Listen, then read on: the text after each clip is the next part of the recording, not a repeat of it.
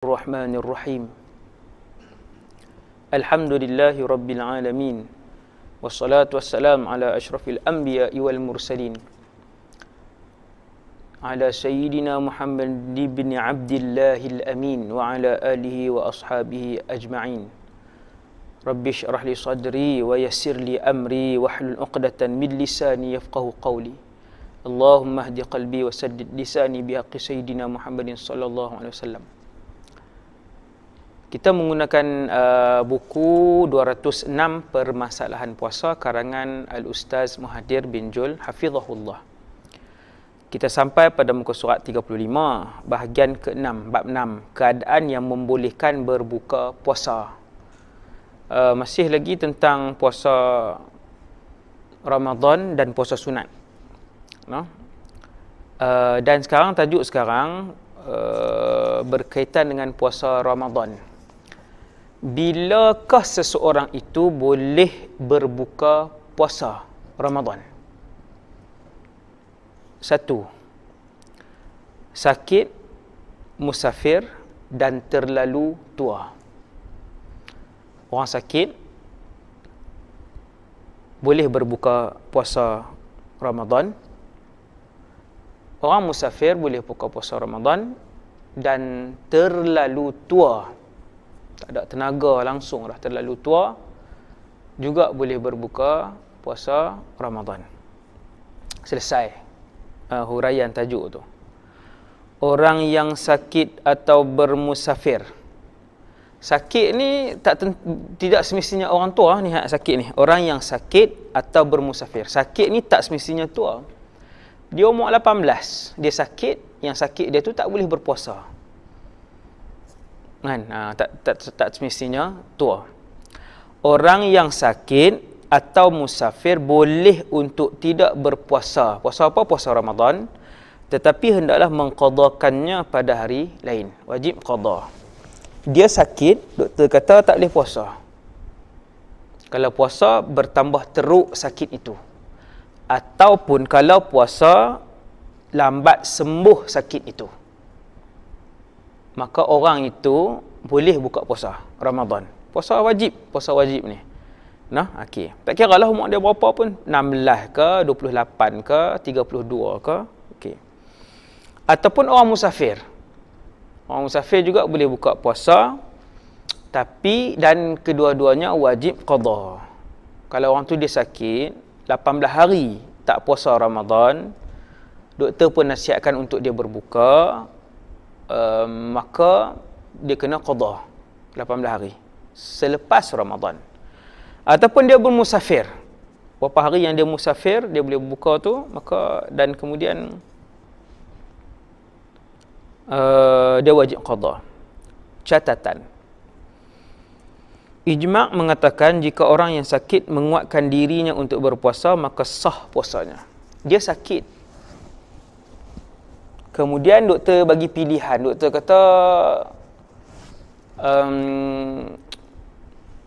kalau boleh tahan untuk berpuasa, maka bertahanlah. Doktor bagi pilihan macam tu. Doktor tak kata jangan. Doktor tak kata jangan puasa nanti mudarat. Doktor tak sebut macam tu. Kalau doktor sebut macam tu sampai boleh mudarat, maka dia tak boleh berpuasa. Dia kena makan ataupun dia kena ambil ubat contohnya. Dia perlu makan ubat di siang hari Ramadan sebagai contoh atas arahan doktor, nasihat doktor. Maka dia tak boleh berpuasa, dia kena berbuka dan nanti dia wajib qada. Kalau dia sakit tapi dia gagah juga untuk puasa, maka sah puasanya. Kemudian terlalu tua atau sakit kuat.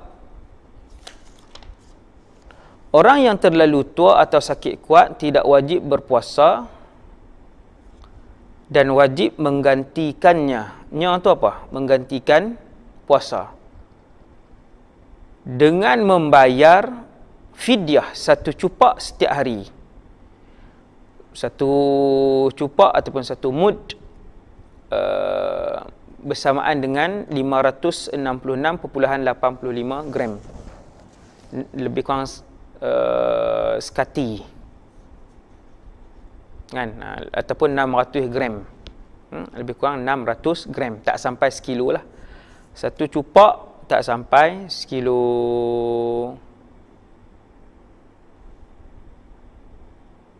Okey. No, jadi orang yang tua dan sakit, yang sakit kronik tak wajib puasa, tapi wajib bayar fidyah. Sehari satu cupak. Okey, kemudian jika membayar fidyah pun tidak mampu kerana miskin umpamanya, boleh menggunakan pendapat yang tidak mewajibkan membayar fidyah. Pendapat ini yang disokong oleh Al-Imam Ibn Hajar Al-Haytami dalam kitabnya At-Tuhfah. Al-Imam Ibn Hajar dalam Tuhfah sebut, kalau fidyah pun tak mampu bayar, memang sebab dia yang paling miskin di kampung tu. 3 yang paling miskin di kampung tu, dia salah seorang. Maka tak wajib bayar. Boleh guna pendapat Imam Ibn Hajar. Walau bagaimanapun, menurut Al-Imam Al-Ramli dan Al-Imam Al-Khatib Al-Syarbini, fidyah tetap wajib dibayar walaupun miskin, dan fidyah yang belum terbayar akan menjadi hutang. Ini untuk orang miskin. Orang miskin yang terlalu tua, tak mampu berpuasa, maka dia pun buka puasa. Ramadan dia tak puasa 6 hari. Boleh tak dia tidak berpuasa? Boleh. Tidak wajib dia berpuasa. 6 hari yang dia berbuka tu kena bayar fidyah, iaitu 6 cupak. 6 kali 6 lebih kurang 3.6 kilogram. Satu hari satu cupak. 3.6 kilogram. Seandainya orang yang terlalu tua tadi, yang tak puasa tadi, nak bayar 3.6 kilogram, tak mampu sebab dia yang paling miskin. Tuan-tuan yang gaji 4,000, 6,000, 7,000, 3,500, mungkin tuan-tuan kata 3.6 kilo takkan tak boleh bayar Ustaz. Takkan tak boleh bayar Ustaz 3.6 kilo. Muslimin muslimat sekalian, ziarah orang fakir. Ziarah orang fakir. Ambil masa ziarah. Lah PKP tak payah jalan lah. Nanti selepas habis PKP kan. Antara aktiviti tuan-tuan, cari orang yang paling miskin, yang paling susah di tempat kita. Tuan-tuan tak perlu cari di Sek, tak perlu pergi sampai ke Kuala Nerang, tak perlu cari di Baling. Saya jumpa dengan ada NGO ni, tuan-tuan, orang Pening, pulau kan. Tak perlu cari di pedalaman, di Pening pun berlambak-lambak. Di tengah-tengah bandaraya tu, di tengah-tengah bandaraya, berlambak. Fakir, nak makan pun tak ada, duit untuk makan pun tak ada. Jadi tuan-tuan, bila pengarang buat contoh, seandainya orang yang tua, yang sakit itu, yang terlalu tua, bukan sakit, yang terlalu tua tadi, dia tak mampu berpuasa, dia tak wajib berpuasa, tapi wajib bayar sehari yang dia tinggal 1 mud. Kalau 6 hari 3.6 kilo, 10 hari lebih kurang 6 kilo, dia tak mampu bayar, maka ada pendapat tidak perlu bayar. Nak guna mana-mana pendapat pun boleh. Kalau betul dia tak mampu, maka tak wajib dia bayar. Kalau menurut Al-Imam Al-Ramli dan Al-Imam Al-Khatib Al-Syarbini, tetap bayar, tetap wajib bayar fidyah tersebut walaupun dia miskin, dan fidyah itu menjadi hutang. Menjadi hutang. Catatan. Ijma' mengatakan orang yang terlalu tua dan tidak mampu berpuasa boleh untuk tidak berpuasa pada bulan Ramadan dan dia tidak berdosa. Terlalu tua dan tak mampu berpuasa. Kalau dia umur 80, dia boleh berpuasa. Subhanallah. Maka dia berpuasa. Dia boleh berpuasa. Dia umur 90 dan dia mampu berpuasa. Tak ada mudarat apa, dia puasa sampai 90 masih berpuasa Ramadan, maka dia berpuasa. Yang ni kalau dia terlalu tua dan tak mampu berpuasa, tak larat dah. Sebab terlalu tua, maka dia tidak wajib puasa Ramadan. Dia tak wajib puasa Ramadan, dan berapa banyak yang dia tinggal puasa Ramadan, dia kena bayar fidyah 1 hari 1 cupak. Kemudian masalah, orang yang tidak mampu berpuasa dibolehkan untuk tidak berpuasa. Jika dia memaksa dirinya untuk berpuasa juga sehingga menyebabkan mudarat pada badan atau nyawa, puasanya sah tapi hukumnya berdosa. Puasa juga, orang yang dia sakit, kalau puasa juga mudarat diri dia. Puasa dia sah tapi berdosa. Disebutkan dalam Fathul Mu'in dan I'anatul Talibin. Kemudian bekerja berat. Ini orang yang bekerja berat dalam bulan Ramadan. Macam mana? Kadar susah dia ketika bekerja itu diukur dan dinilai bagaimana untuk membolehkan dia berbuka. Kadar masyaqqah, kesusahan yang dia tanggung ketika bekerja dalam bulan Ramadan itu diukur bagaimana. Kita tengok. Ini tajuk dia. Kadar masyaqqah yang membolehkan berbuka ialah ketika tubuh berasa sakit atau menderita yang boleh menyebabkan bahaya atau mudarat yang lebih berat. Orang yang bekerja dalam bulan Ramadan, maka kalau masyaqqah ataupun susah kerja yang dia nak tanggung tu sampai menyebabkan bahaya, mudarat, sakit tubuh badan dia, maka dia boleh berbuka. Bukan berbuka daripada awal tau. Bukan berbuka daripada awal. Main-main tu tak dah mula kerja. Dia kerja berat. Dia pergi kerja, sampai di tempat kerja, bawa mesin padi ke sebagai contohnya, tengah panas kan. 7:30 pagi dia sarapan siap. Dia kata saya kerja berat. Memang sepanjang tahun. Kan? Tak kisahlah apa-apa kerja ke tukang ke apa kan. Jadi dia kata dia kerja berat, dia sampai-sampai 7:30 tu sarapan siap. Itu haram. Dia kena puasa dulu. Setiap hari macam tu. Dia kena puasa dulu sampai dah bekerja 4 jam, 5 jam, sampai satu tahap dia dah hilang tenaga, nak bawa pun tak boleh, nak simen pun dah tak boleh, nak buat kerja yang dia buat tu dah tak boleh, kerja berat yang dia buat, maka waktu tu baru dia berbuka. Bukan daripada awal. Oleh itu, bagi orang yang terpaksa bekerja berat pada waktu siang bulan Ramadan, dia hendaklah berniat puasa seperti biasa pada malamnya dan berusaha berpuasa semampunya pada siangnya. Yang ni yang saya sebut tadi. Malam niat macam biasa, bangun sahur macam biasa, pergi kerja berat pun, tak kisahlah kerja berat apa pun, pergi bekerja dalam keadaan berpuasa dulu. Dia pun kerja, sampailah tak mampu, baru dia boleh berbuka. Ketika dia mula bekerja dan sampai kepada suatu keadaan yang boleh memudaratkan tubuh dan kesihatannya kerana terlalu lapar umpamanya, ketika itulah dia diberikan rukhsah untuk berbuka puasa. Rukhsah keringanan untuk buka puasa. Dia tidak boleh berhenti puasa sebelum mula bekerja pekerjaan yang berat itu. Nampak? Dia tak boleh daripada awal pukul 9:30 sarapan dah tak boleh. Dia mestilah puasa dulu. Malam tu mestilah niat puasa Ramadan, sahur, pergi kerja dalam keadaan puasa, kerja dah 6 jam, letih sampai tak boleh nak buat kerja. Ataupun dah sampai 7 jam dah kerja, sampai dah mudarat dah. Bukan sampai dah mudarat, maksudnya kalau kerja lagi dia akan mudarat. Waktu tu baru berbuka. Dan dia wajib qada di luar Ramadan. Macam yang saya sebut tadilah, orang yang buat kerja bendang di Kedah ni kan, kerja bendang.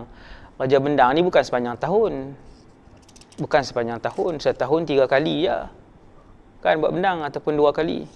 2 atau 3 kali. Ada tempat dah 3 kali lah setahun.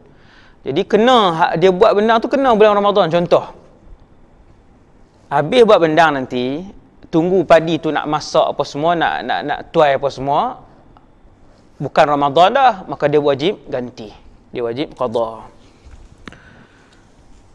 Masalah puasa bagi pemandu bas. Ustaz Muhadir buat main contoh untuk pemandu bas. Yang lain-lain tu maksudnya kerja apa pun kita kiaslah, kita ukur lah sendiri kan, kita ukur. Tadi kita dah bagi dah kayu ukur untuk menilai sejauh mana sesuatu itu dikira sebagai kesukaran yang boleh membuatkan orang tu buka puasa Ramadan.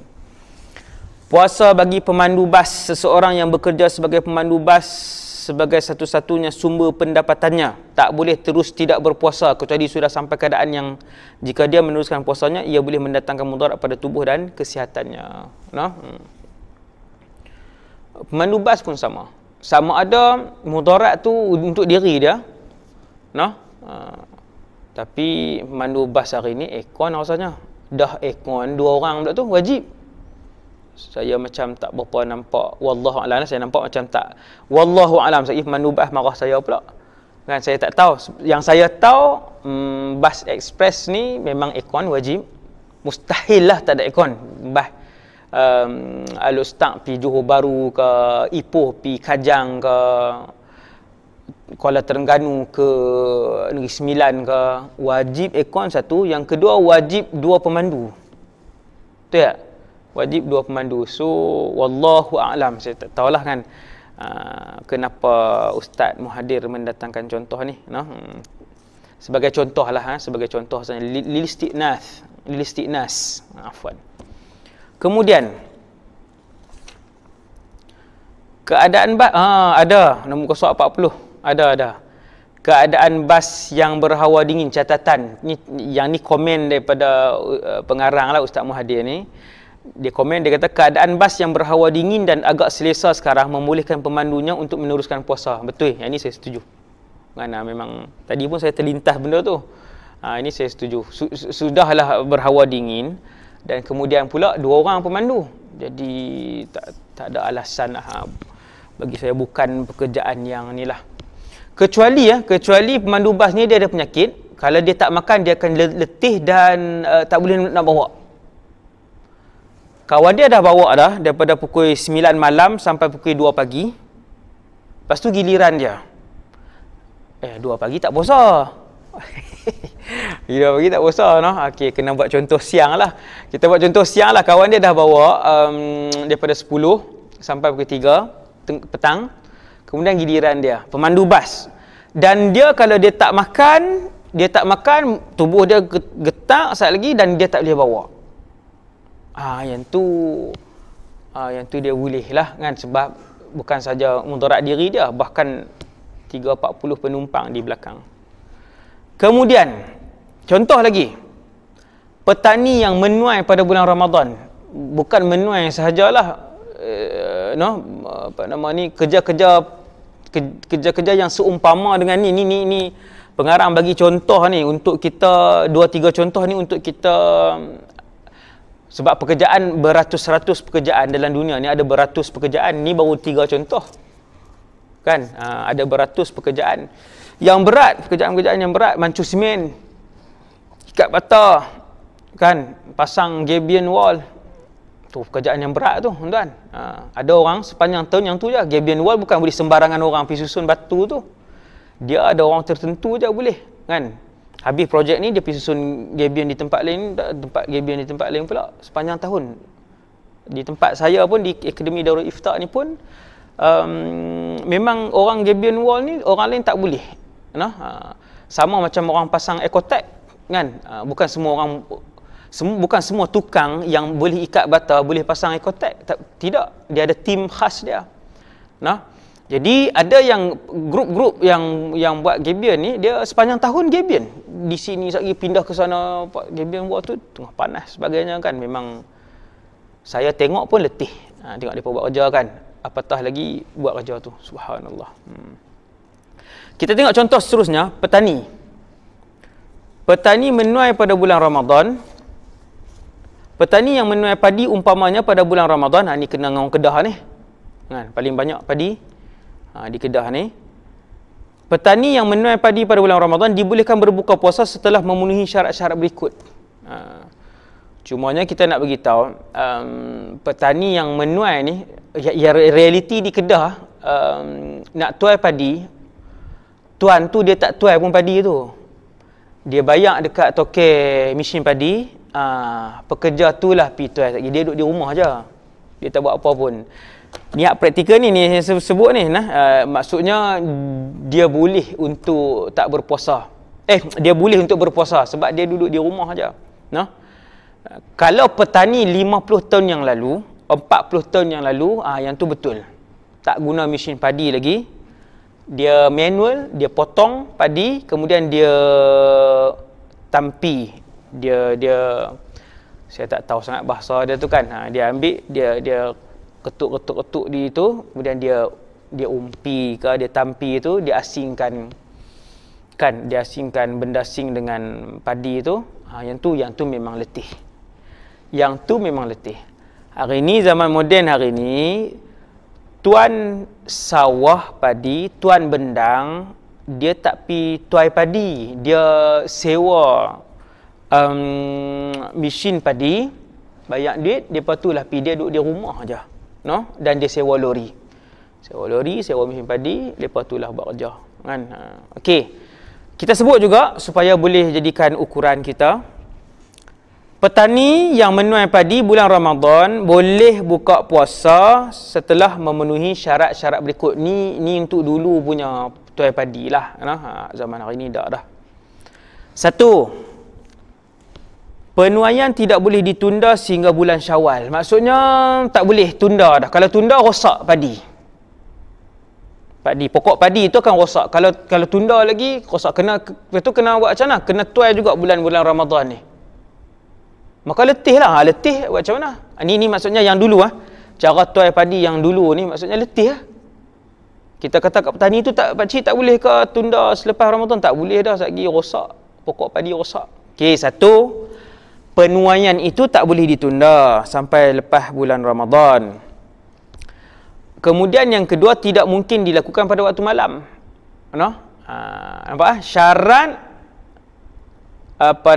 untuk satu orang yang tuai padi pada bulan Ramadan ni untuk dia boleh buka puasa ialah apabila padi itu tak boleh dituai pada waktu malam. Wajib kena tuai waktu siang, sebab dia kata malam tak nampak lubang, mesin padi nak masuk susah kan. Tak nampak lubang, tak nampak tengah bendang tu bukan ada lampu, sebagai contoh. Dua syarat yang kedua. Nombor tiga, akan terlalu penat jika berpuasa. Terlalu penat. Nombor 4, hendaklah berniat dahulu pada malam hari dan di awal pagi tetap berpuasa. Ni syarat macam kita beritahu tadilah. Semua pekerjaan berat yang buat, malam kena niat, pagi kena sahur macam biasa.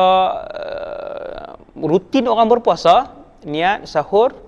Kemudian waktu nak pi ambil padi tadi ni, syarat dia mestilah berpuasa. Waktu nak pi tuai padi tu, dia tak boleh daripada awal buka puasa, tak boleh. Ni syarat yang tiga. Syarat keempat, berbuka jika terdapat uzur seperti terlampau penat atau letih. Terlalu penat atau letih, baru boleh buka. Itu syarat keempat. Yang kelima, berniat menggunakan rukhsah ketika berbuka. Waktu dia buka puasa, tuai padi itu, dia kata aku buka puasa kerana rukhsah yang diberikan, keringanan yang diberikan. Okey. Dan yang keenam, bukan tujuan semata-mata untuk berbuka. Kenapa dia berbuka tu? Ada sebab lain lah. Sebab dia terlampau letih, sebab kalau tak berbuka akan jadi sakit, tak boleh buat kerja. Walau bagaimanapun menurut Syekh Abdul Hasan Bakri, petani atau pekerja berat boleh berbuka secara mutlak tanpa syarat-syarat di atas. Yang tu menurut Syekh Abdul Hasan Bakri. Dan kita ikut pendapat jumhur ulama Syafi'iyah dengan 6 syarat tadi. Okey. Kemudian kita masuk tajuk musafir pula. Tajuk musafir. Orang yang boleh berbuka puasa Ramadan adalah yang keduanya orang musafir. Orang yang bermusafir boleh berbuka puasa. Ijma' mengatakan orang yang bermusafir boleh berbuka puasa. Musafir boleh buka puasa. Okey. Yang manakah lebih afdal antara berbuka atau meneruskan puasa ketika musafir? Terpulang kepada keadaan orang yang bermusafir. Mana lebih afdal? Dia nak teruskan berpuasa dan dia mampu. Musafir zaman hari ini, contohnya musafir 1000 km. Kita kata 1000 km dahsyat. Hari ini 1000 km. Al-Ustaz pergi ke Johor Bahru 1000 km. Naik flight 50 minit. Teruk tak? Tak teruk. Kan? Boleh tak puasa? Boleh sangat-sangat. Boleh tak berbuka? Pun dibenarkan. Jadi terpulang pada dia. Jika dia terus berpuasa dan tidak ada mudarat padanya, afdal dia berpuasa. Tetapi jika dengan berpuasa boleh memudaratkan atau membahayakan kesihatannya, afdal dia berbuka. Mudarat ni sebab apa ni? Sebab kesusahan bermusafir tu. Nah, tapi kalau dalam musafir dia tu tak ada susah apa, dengan flight, dengan bas, kan, tak ada susah apa, tak ada mudarat apa, afdal dia berpuasa. Musafir selepas subuh, ada khilaf. Tidak boleh berbuka puasa jika musafir selepas subuh, mengikut pendapat ataupun qaul mazhab, tetapi dibolehkan mengikut pendapat yang lemah, termasuk pendapat Imam Muzani, kerana telah ada sebab yang membolehkan rukhsah, iaitu musafir. Sesiapa yang bermusafir selepas subuh, maka tak boleh buka puasa. Ini kaedah. Dia bermusafir bulan Ramadan, 28 Ramadan, nak balik kampung, pukul 9.30 pagi musafir, 9.30 pagi. Sampai di RNR pukul 2.30 petang. Boleh tak berbuka? Tak boleh. Sebab dia bermusafir selepas subuh. Ini syarat. Okey. Nombor 4, musafir semata-mata untuk mendapat rukhsah. Kan, dia dengar kuliah ni, bila dengar kuliah kata musafir boleh buka puasa, dia pun merasa macam tak larat. Pukul 5.30 dia musafir. Kawan mengaji, dengar kuliah, dia tak musafir lepas subuh, 5.30 pagi dia pun musafir. Tak jauh mana, 100 km je kan, keluar pergi 100 km, kawan pun makan, semata-mata untuk berbuka puasa. Apa hukumnya? Tidak boleh bermusafir semata-mata untuk mendapat rukhsah supaya boleh berbuka puasa. Tak sah. Dia wajib qada. Wajib qada dan berdosa lah maksudnya. Bukan tak sah macam mana. Kan, memang tak sah pun dah dia makan. Kan? Wajib qada dan berdosa. Orang yang bermusafir semata-mata untuk mendapat rukhsah, dia wajib qada. Puasanya memang tak salah sebab dia makan, dan dia berdosa. Berbuka ketika sampai di rumah setelah musafir. Tidak dibolehkan berbuka bagi orang yang bermusafir ketika sampai di rumah, mengikut Al-Imam Al-Qadhi Abi Tayyib dan jumhur ulama al-ashab. Walau bagaimanapun boleh menurut Ibnu Abu Hurairah, seperti yang dinukilkan oleh Al-Imam Al-Mawardi. Tak boleh buka orang yang musafir ketika sampai di rumah. Waktu dia sampai di rumah tu, dia tidak dibolehkan berbuka puasa. Dia kena teruskan berpuasa waktu dia dah sampai di rumah.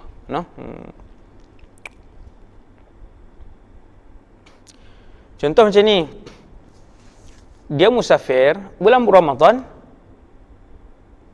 8 pagi bertolak, 3 petang sampai di rumah.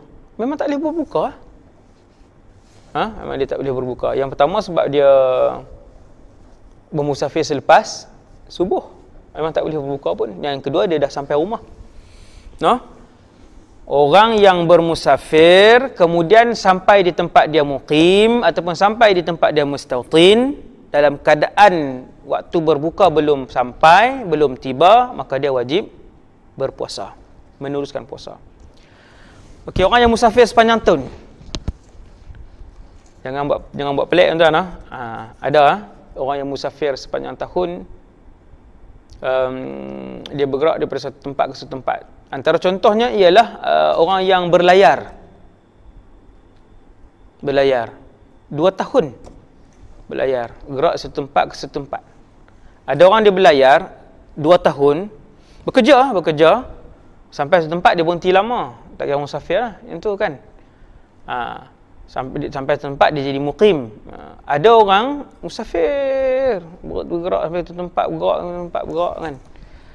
Orang yang bermusafir sepanjang tahun tidak boleh berbuka. Dia mesti berpuasa kecuali dia sudah menetapkan hari-hari dalam setahun yang digunakannya untuk mengqadakan puasa yang ditinggalkannya.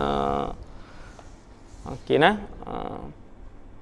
Itu untuk orang yang musafir sepanjang tahun. Dia tak boleh berbuka. Sebab sampai bila dia nak ni? Sampai bila-bila pun dia tak puasa Ramadan lah nanti, kan? Kecuali orang ni memang dia tak dah. Dalam jadual dia kata ni ada ruang aku akan puasa waktu ni, ganti balik.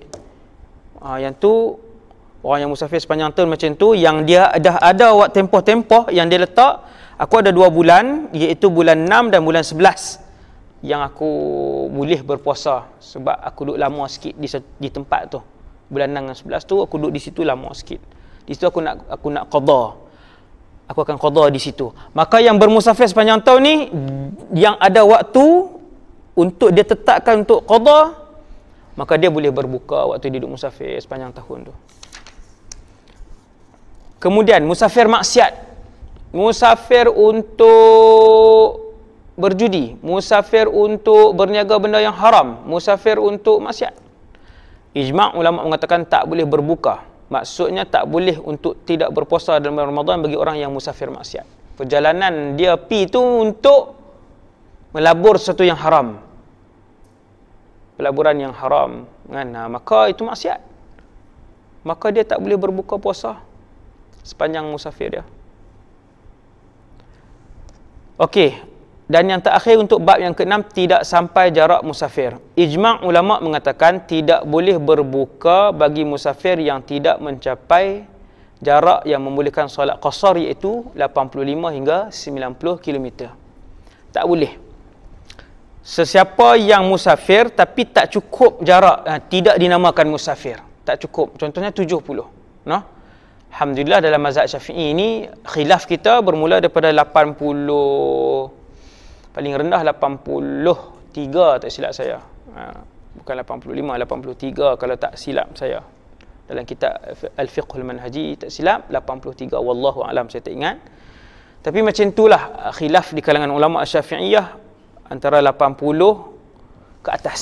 80 dan ke atas, no? Baru dinamakan musafir. Kurang daripada tu tidak dinamakan musafir. Wallahu taala a'lam. Kita sampai pada bab yang ke-7, muka surat 45, menggunakan kitab 206 Permasalahan Puasa karangan Ustaz Muhadir Haji Jul, hafizahullahu taala. Nafa'anallahu bihi wa bi'ulumihi fid darain, amin. Bab yang ke-7, perkara sunat dalam berpuasa. Nombor 1, yang sunat ketika berpuasa ialah sahur. Tasahharu. Bersahurlah. Fa inna fis suhuri barakah, ataupun fis sahuri barakah. Itu hadis Nabi. Bersahur sunnah Rasulullah SAW, paling kurang minum air. Ijma' mengatakan sunat bersahur, dan sunat yang kedua ialah mengakhirkan sahur.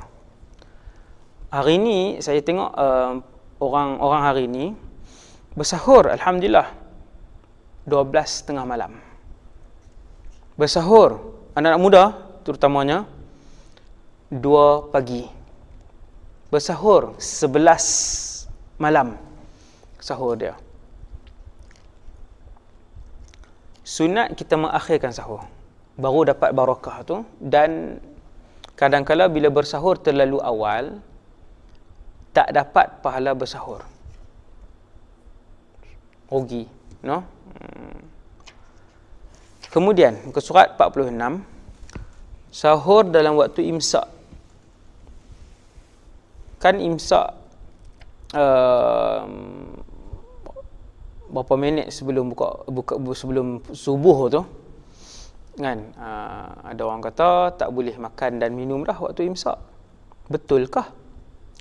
Boleh meneruskan makan sahur walaupun sudah masuk waktu imsak sebelum subuh. Imsak ni sebelum subuh lah. Imsak ni sebelum subuh.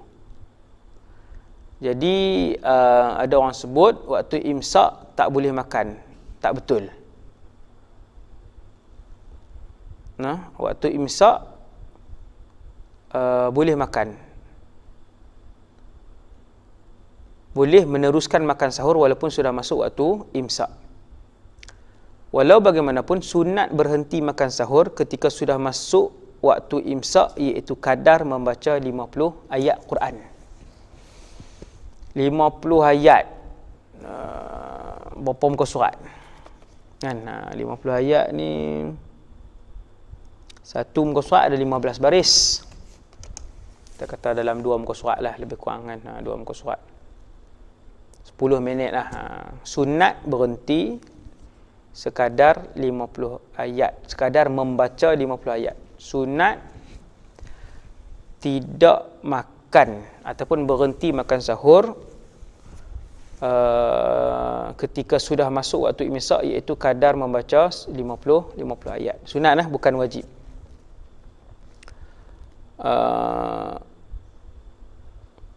Di sisi mazhab Syafi'i, di sisi mazhab Syafi'i, makan pada waktu imsak tak ada masalah, tak batal dan tak makruh pun. Ada satu pandangan geng yang tak ada mazhab ni, di Malaysia pun ada geng ni. Dia kata waktu imsak tak boleh makan dah. Itu pendapat yang jangan guna pendapat tu. Kan dia terkeluar daripada pendapat mazhab kita. Yang lebih teruk daripada pendapat itu ialah boleh makan selagi mana azan tak berhenti. Yang tu lagi sakan. Lagi duk azan, makan cepat. Baru asyhadu anna Muhammadar Rasulullah, makan. Yang tu pun, pendapat itu pun sangat tak boleh pakai terus. Jangan pakai langsung. Pendapat itu pun tak boleh pakai. Batal. Siapa yang makan ketika azan subuh berkumandang, maka batal puasanya pada hari itu. Dia dikira sengaja berbuka dan wajib qada. Dan haramlah perbuatan dia. Haram perbuatan dia. No? Apa tu apa dia kena buat sepanjang hari itu? Dia wajib untuk menahan diri daripada makan dan minum, sama macam orang lain. Lagi orang buka puasa 7.30 baru dia buka puasa. Makan sahur yang sunat bermula selepas tengah malam. Tengok. Bermula selepas tengah malam. Jika seseorang makan sebelum tengah malam, maka dia tidak mendapat pahala sunat dan ia tidak dianggap sahur, tapi makan biasa saja. Makan isi perut. Makan tak ada pahala apa. Benda harus. Dia sahur pukul 8 malam, dia sahur. Tak kira. No, dia mesti selepas tengah malam. Afdal bersahur pada sepertiga malam yang akhir. Kalau malam kita bahagi 3, 8, 9, 10, 11, 12, 1, 2, 3, 4, 5, 6. Kita katalah 10 jam. 3 jam setengah, 3 jam setengah, 3 jam setengah kan. 4 jam ke. Kira yang paling afdal sekali daripada pukul 3 sampai pukul 6. Itu yang paling afdal sekali. 3 sampai pukul 6, itulah waktu bersahur yang paling afdal. Lagi afdal, lagi hampir dengan subuh. Contohnya subuh jam 6, contoh. Pukul 5.30 mula makan. 5.15, 5.30, 5.45, 5.50 selesai dengan ayak apa semua. Kumuk-kumuk, gosok gigi semua selesai. 5.50. Berhenti. Yang tu yang paling baik. Yang paling baik. Paling dekat dengan waktu subuh. Dan sunat berhenti ketika masuk waktu imsak. Berhenti. Okey. Masuk fajar ketika sahur. Seseorang yang sedang bersahur dan mengetahui fajar sudah muncul. Fajar apa ni? Fajar sadiq, iaitu subuh lah. Kalau tak mau dengar ayat mengetahui fajar tak fajar ni, rimah lah ustaz. Fajar sebut subuh terus lah, senang. Kami tak faham kan. Contoh, seseorang yang sedang bersahur dan kemudian dia tahu masuk waktu subuh, hendaklah dia terus berhenti makan, mengeluarkan makanan yang ada dalam mulut dan menyempurnakan puasanya. Itu tak apa. Maka azan, Allahu Akbar, Allahu Akbar, jangan telan. Terus buang yang ada dalam mulut, kumuk-kumuk-kumuk, buang sisa-sisa apa semua, buang. Jika dia meneruskan makan juga, maka batal puasanya. Wajib qada dan dia berdosa kalau dia teruskan juga. Nah, okey. Kita masuk bab baru, bab yang ke-8. Perkara yang membatalkan atau tidak membatalkan puasa. Yaqulul musannifu hafizahullah. Makan dengan sengaja. Makan dengan sengaja walaupun makanan sebesar sebiji lenga atau bijan dan dia tahu hukumnya membatalkan puasa, begitu juga minum. Siang hari Ramadan, dia ambil nasi 1 biji. Nasi sebiji aja, bukan 100 biji. Sekali suap tu kan 100 biji. Sebiji dia ambil makan. Sengaja batal puasa dia. Begitu juga minum, seteguk saja dia sengaja minum, maka batal puasa dia. Makan kerana lupa. Orang yang makan kerana lupa dimaafkan, sah puasanya. Bulan Ramadan, yang ni kalau nak jadi pun hari pertama Ramadan lah, sebab tak biasa lagi. Kalau hari ke-26 tak jadi. Selalunya hari yang ke-26, hari yang ke-19 puasa Ramadan, orang tak terlupa selalunya lah. Dan selalunya nak jadi hari pertama Ramadan ataupun hari kedua Ramadan, kan? Elok aja dia makan sarapan. Duk biasa sarapan, makan. Habis dah, Allahu Akbar, Ramadan, baru teringat. Kebetulan tak sahur pula pagi tu, kan? Bangun nak pergi kerja, dimaafkan. Walau bagaimanapun jika dia lupa tapi makan sehingga kenyang, khilaf ulama. Menurut Imam Nawawi puasanya sah, tak batal. Menurut Al-Imam Ar-Rafi'i puasanya batal. Kalau makan sampai kenyang, Imam Nawawi kata tetap tak batal. Kalau dia memang tak ingat langsung, lupa, tak sengaja, memang lupa terus. Habis dah sepinggan setengah ayak dua cawan, Imam Rafi'i kata batal sebab terlampau kenyang, sampai kenyang. Imam Nawawi kata tak batal, puasanya tetap sah sebab dia terlupa dan tak sengaja. Okey, macam mana pula kalau makan sebab dia tidak tahu ia tidak boleh, dia tak tahu kata tak boleh, dia makan, dia ingat tak boleh, minum saja. Contoh, jika seseorang jahil tidak tahu tentang haramnya makan ketika berpuasa kerana baru memeluk Islam, bukan saja haram, bahkan batal puasa, dia tak tahu sebab baru peluk Islam, atau bukan sebab baru peluk Islam, sebab yang kedua, dia berada di tempat yang jauh daripada para ulama, ustaz-ustaz pun tak ada, jauh, kan? Atau orang yang tahu tentang hukum hakam Islam, maka puasanya sah, tidak batal. Dia tak tahu kata makan itu membatalkan puasa, kau tak batal.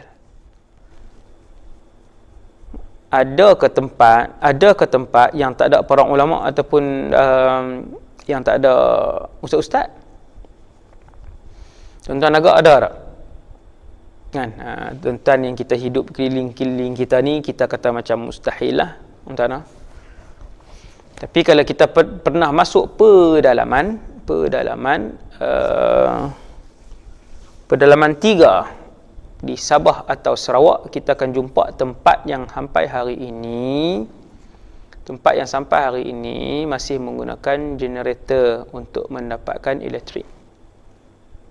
Ayak pun masih lagi sungai, dan saya dah sampai tempat-tempat tu, alhamdulillah. Di situ inna lillahi wa inna ilaihi raji'un, di pedalaman-pedalaman itu, tuan-tuan yang dirahmati Allah sekalian, masih makan babi, masih tak tutup aurat, masih tak solat langsung. Dah berapa tahun masuk Islam? 7 tahun. Tiada solat, tiada syiar Islam, tak ada, tapi masuk Islam. Berapa tahun masuk Islam? 13 tahun. Tak tahu apa, tapi pernah masuk Islam satu ketika dulu. Pakat-pakat jawablah di depan Allah Subhanahu Wa Taala yang memegang kuasa lah, yang memegang kuasa terutamanya. Saya pernah pergi sampai ke dalaman sana, memang sangat menyedihkan lah. Suasana tu sangat menyedihkan, dan betapa mereka mengharapkan untuk seorang ustaz duduk di situ, peganglah 2-3 kampung yang dia. Tapi ustaz mana yang nak? Ustaz mana yang sanggup? Ni nak tinggal wifi, nak tinggal YouTube, nak tinggal rumah, nak tinggal KFC, nak tinggal untuk pergi ke kawasan tu. Masih ada ribuan kampung yang tidak ada tempat untuk mereka merujuk. Entah mana? Internet tak ada. Memang tak ada. Internet memang tak ada. Kawasan-kawasan tu memang tak ada internet. Tak ada tempat rujuk. Betapa mereka sebut mereka memerlukan. Ada seorang ustaz cukup lah. Peganglah 4-5 kampung yang ada ni. Kami semua perlu untuk tanya kan. Inna lillahi wa inna ilaihi raji'un. Tuan-tuan jangan ingat ni, berada di tempat jauh daripada para ulama ataupun orang yang tahu tentang hukum Islam ni, tuan-tuan jangan ingat ada ke ustaz tempat ni? Masih ada. Masih ada. No? Subhanallah.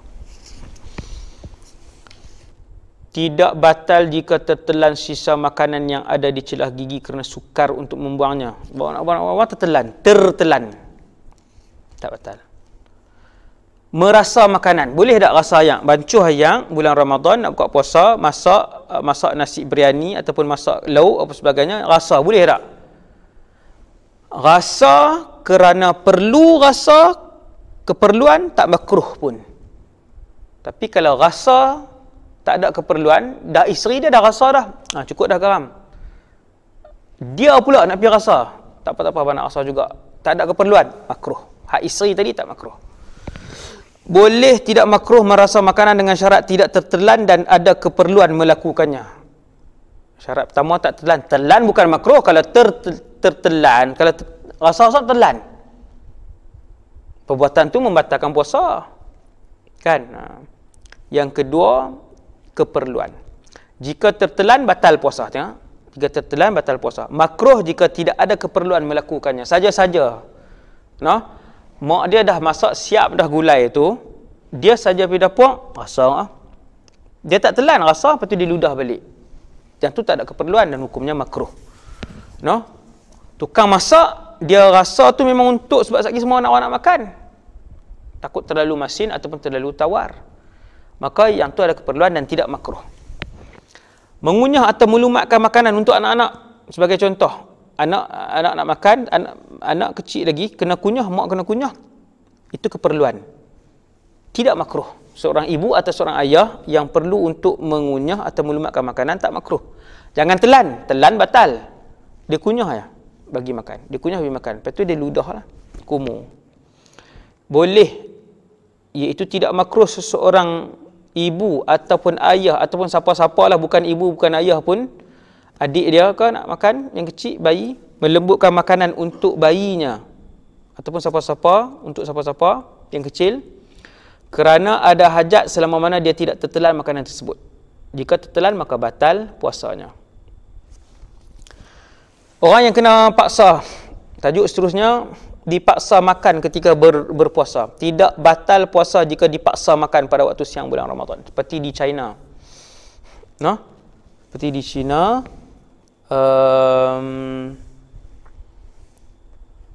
Apa nama ni? Mereka dipaksa. Dipukul. Dipaksa dan dipukul. Maka itu tak batal. Kan? Dipukul sampai sakit, sampai mudarat, dia pun makan, kemudian dia meneruskan puasa dia, tak wajib qada. Tak wajib qada, subhanallah. Sebab dia dipaksa makan. Dan yang terakhir, makan dan minum pada waktu malam Ramadan. Perkara-perkara yang boleh membatalkan puasa seperti makan, minum dan semua yang membatalkan puasa. Kecuali murtad hanyalah membatalkan puasa jika ia dilakukan pada waktu siang bulan Ramadan. Semua yang membatalkan puasa, makan, minum ke apakah, yang tu kalau buat malam, macam mana? Malam tak batal lah. Hak ni terlalu basic kan. Tapi kalau tuan-tuan pergi tempat-tempat yang pedalaman, benda ni bukan basic tuan, dia tak tahu. Kan? Malam boleh makan ke, Ustaz? Boleh. Malam boleh, malam Ramadan. No? Siang tak boleh jima', malam boleh jima' ke? Malam boleh, malam tak ada masalah. Bulan Ramadan malam boleh. Selepas buka puasa boleh ke Ustaz? Boleh, selepas buka puasa. Kan? 8-5 minit boleh. Kira. Jadi malam tak ada masalah. Jika dilakukan pada waktu malam maka puasa tidak batal dan niat puasa yang telah dibuat pada malam itu juga tidak batal. dia niat puasa pukul 8 malam. Niat puasa pukul 8 malam. Pukul 11 dia berjimak dengan isteri dia. 11 malam. Bulan Ramadan. Batal tak niat puasa dia? Tak batal lah. Tak batal. Sebab tu malam. Perkara yang batal itu hanya ketika siang saja. Walhamdulillahirabbil alamin.